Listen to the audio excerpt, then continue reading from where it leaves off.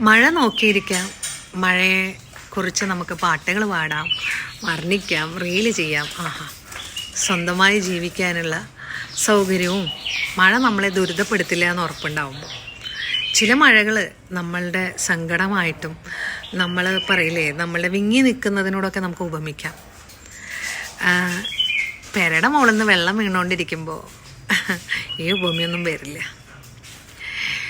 നമ്മൾ സ്വസ്ഥമായി നല്ലൊരു രീതിയിലിരിക്കുമ്പോൾ മാത്രമാണ് ചില കവിതകളൊക്കെ അങ്ങനെ വരൂ. ഓരോരുത്തരും അവരവരുടെ അനുഭവത്തിൽ നിന്നാണ് ഓരോന്ന് സൃഷ്ടിച്ചെടുക്കുന്നത്. എല്ലാ മഴയും എല്ലാവർക്കും ഒരുപോലെ ആവണമെന്നില്ല, ശരിയല്ലേ? എന്തും അധികമായി കഴിഞ്ഞാൽ കുഴപ്പമാണ്, ശരിയാ. എന്തും അധികമായ കുഴപ്പമാണ്. എത്ര അർത്ഥവത്ത